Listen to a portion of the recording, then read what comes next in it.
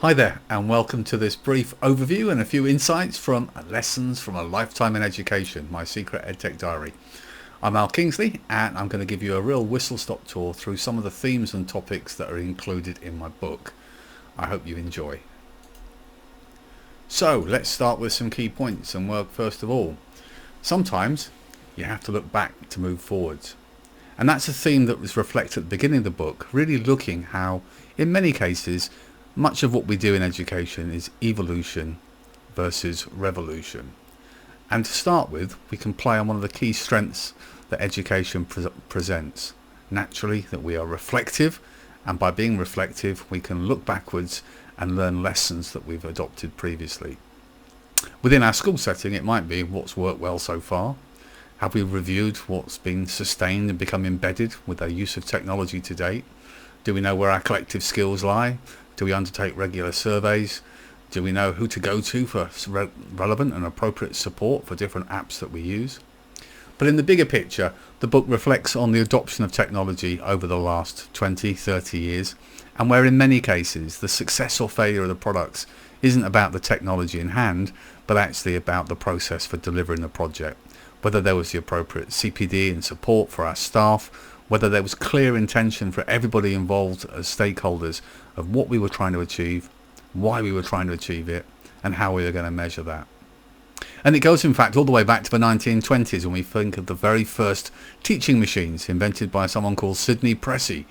And the teaching machine in essence was a machine to help students with their drill and practice, with the intent to lift from the teacher's shoulders as much as possible their burden and make them free for inspirational and thought-stimulating activities. In essence, that doesn't sound a million miles away from the narrative we hear now about the role of AI tools and how they can support personalised learning and retrieval practice. So in many ways, 100 years on, and we're still seeking the same outcomes. I also found it somewhat ironic that a typewriter with 4 keys used for practicing was invented by somebody called Mr. Pressey, but maybe that was just me. Anyway, as we roll through talking about the things within the book, we focus on aspects like getting a grip, that reflective approach of before we start thinking about what we want to do in our digital vision, how we want to add or adopt new technology, it makes sense to actually start by identifying what we've already got. What IT devices do we use? Where are they deployed? How frequently are they being used? Where are they? What software do we have that we currently have licenses and subscriptions for? Are they all being used? Are some legacy that we could perhaps cancel those subscriptions for, save some money? And of course we have to think about the infrastructure, making sure that we don't build on sandy land, getting the foundations right, whether it's our Wi-Fi infrastructure, our connectivity, or our storage, whether that's local or cloud-based. The book also covers some of the questions to be considering in that real tug of war between those priorities over the kind of clear conveniences. So again, making sure that we're thinking pedagogy focused. When we're looking at our priorities, they're aligned with the broader school strategic or development plan, that we're realistic with capacity, that the solutions we adopt and how we check to make sure they are fully sustainable, and how we measure impact. And remember, often within education, impact is set to be triggered on student outcomes. But if we think of the lessons learned, particularly over the last 2 years, we also want to think of other measures where that impact might be saving time for teachers, well-being, improved communication, and more. So part of that journey the book covers in detail is thinking about how we can bring all those stakeholders together. I like to include a few musical references, so you might find things like Vanilla Ice popping up where we need to make sure we stop, collaborate and listen.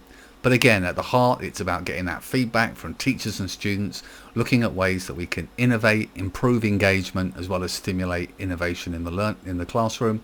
And then around that, getting that voice and steer from our senior leadership, making sure our IT team are part of the discussion so they're aware of our intent and how that might impact on the infrastructure, being really mindful of data privacy, those students with special educational needs, thinking about accessibility to the solutions that we choose, thinking about our obligations for CEPA, online safety, safeguarding, bringing in that oversight from our governance at our district or school, why we wanted to spend money or change the way we do things, how we're going to measure it, what are the potential benefits. And then not last, but further around the conversation, bringing that finance angle in. reflecting on how schools that have taken the approach of driving their digital strategy on the basis of good news, we've got X thousand dollars to spend this term, is not the right way to do it. Finance should dictate the pace of the journey, not the journey itself. And then last but absolutely not least, and in many ways wrapped around the whole lot, is thinking about our training and professional development. Not for an hour or two at the start of the academic year, but again, how we can build into our digital vision that adoption where training and professional development is at the heart throughout the year. And there's lots of ways we can do that are included in the book, top tips, resources, as well as checklists that you can use yourself. Of course, if we're thinking about that training and professional development, a good example is those 4 stages of teacher confidence in the use of technology from Mandinack and Klein, where we start in survival mode, and as we build confidence, hopefully we gain mastery, and those devices that perhaps aren't being used as effectively start to be used more frequently in the classroom. And with that mastery, we start to develop impact in the classroom with the way the technology is used. And then that ultimate, that holy grail we're all trying to achieve is where that role of educational technology can also spark and support innovation in the classroom. Once we've gone past that point, the next thing is to think about the way that we use technology. Sometimes for schools, the measure of success is that we've got more tech than you. And of course, that's really not the case. Technology is effective where it's used appropriately and in situations where it can add value. And with that in mind, thinking of the TPAC framework, where we gain our content knowledge from our university, college degree, we have our pedagogical skills we get and develop as we train as teachers that overlap to give us that PCK, and then technology in the Venn diagram that sits to make up that third circle. And where they overlap is where we have the most effective use of technology, where it underpins and facilitates good teaching and learning. But clearly, as the TPAC references, it's where it's appropriate, not that it needs to be woven into every aspect of teaching and learning. The book goes on and says, with all that stimulus for new technology, adoption of technology in the classroom, and of course beyond for home users and online learning, that we also need to be mindful of our students' digital citizenship skills, being aware of digital access, etiquette, understanding their digital rights and responsibilities, developing their digital literacy, being aware of digital communication, the way they interact with others, as well as the broader digital safety and security.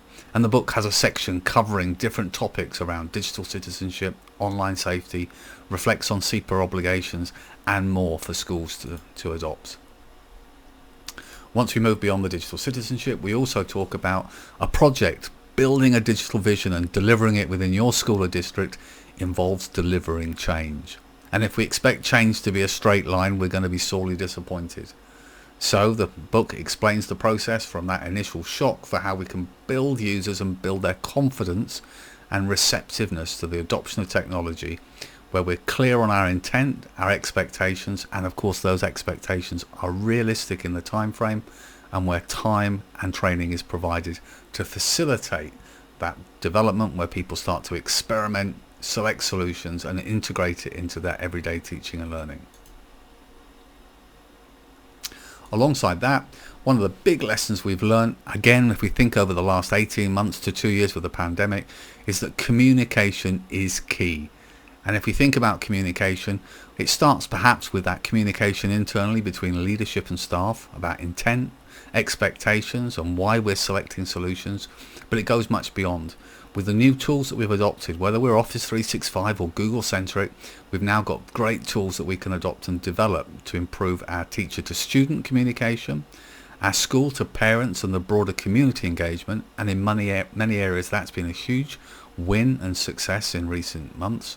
How we can utilize those communication tools to provide additional benefits for our learners with special educational needs and disabilities, where we can build confidence and consistency, as well as making sure we can utilize those communication tools not just to support our students, but also to use those same tools to support staff, creating those great recorded exemplars and training resources that help share confidence and build confidence with the use of technology.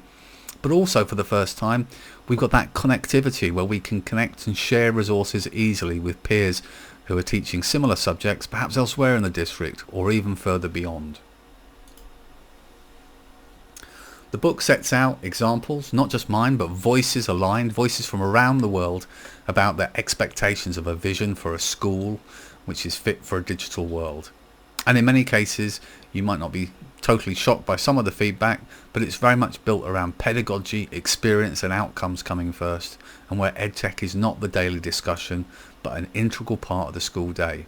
It builds on the options to support teachers to have confidence using new tools, but also recognises that there's opportunity where we empower our teachers and middle leaders to innovate with technology, take risks, try new things, alongside weaving in the IT team and our students as part of that journey. One thing the book highlights on and reflects is very much that mindset that sometimes less is more. It's not about doing too much too quickly, it's about doing a few things well, getting them sustained and embedded within the school, and with that comes confidence, and from that confidence we can take it forward. We can build on the next steps, knowing that we've got the evidence of the impact from the first choices that we make. Now, my experience comes from 30 years in the EdTech space as CEO of a company, alongside 30 years of leading school multi-academy trusts, the equivalent of school districts here in the UK, and working with education establishments around the world. So what I also wanted to include in the book was a perspective from the vendor's viewpoint. And why I think that's important is not only is it important to understand how technology changes, the real drivers and levers from a vendor's perspective, but it also empowers educators to ask the right questions when they're selecting new technology. So in the book, we talk about the innovator's dilemma. In essence, as this slide shows here, if we take the first and second dotted lines, technology tends to be released with the minimum functionality that makes it commercially viable, that a customer wants. And over time, due to sustaining the technology, the functionality set, the features continue to evolve, until the point it's well beyond what the customer really needs. And that driver is often, we need to do updates each year in response to competitors and so on. And what happens at a certain point in time is there's a reset. Disruptive technological innovation starts and somebody says, you know what, there's a better way to deliver this. In recent years, maybe that's been switching from the desktop to the cloud, or actually recognizing the real key on all of this is that what we've really learned over the last 18 months is that sometimes less is more.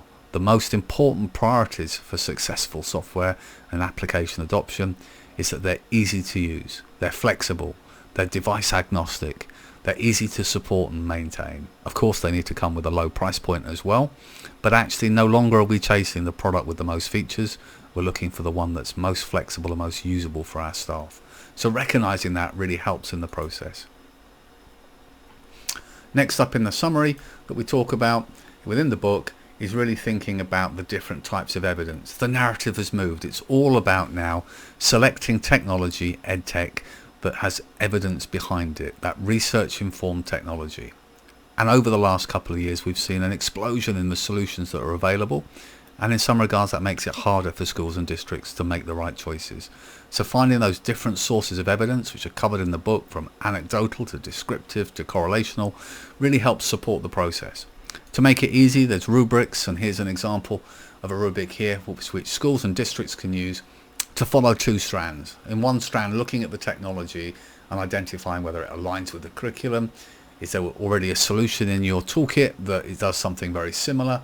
Do we have an understanding of its instructional purposes? But in parallel, making sure that the solutions we're looking at will work effectively within the current and future device ranges that you have in your school, that they'll work on your infrastructure without need for extra investment, that they'll align with your school's privacy and data protection policies, and perhaps to save duplication of effort, that they'll integrate with your rostering solution, whether that's Clever, ClassRync, School Data Sync, or whatever.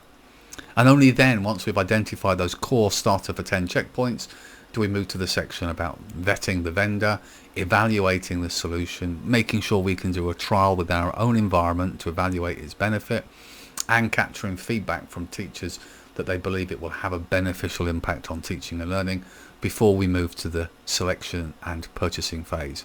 These kind of rubrics, these kind of checklists provided with the book are there and intended to make life easier for those using or looking to adopt technology within the classroom or beyond.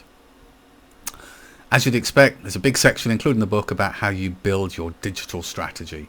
It starts with the kind of feedback from around the world of the topics that people often raise and pick up on, whether it's innovative and exciting through to people's concerns about it being daunting and confusing.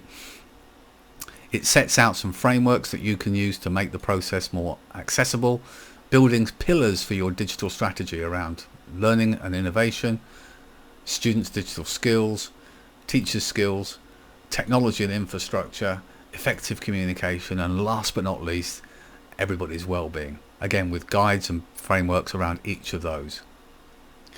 Lots of feedback from around the world on my book. I'm very proud of the fact that many have found it really, really useful and helped short-circuit their process. I've included a couple of example slides with some reviews and quotes here, but please do check out my book, My Secret EdTech Diary. You can find it online at all good bookstores. I hope you enjoyed this real whistle-stop tour, and thank you for taking part in the session.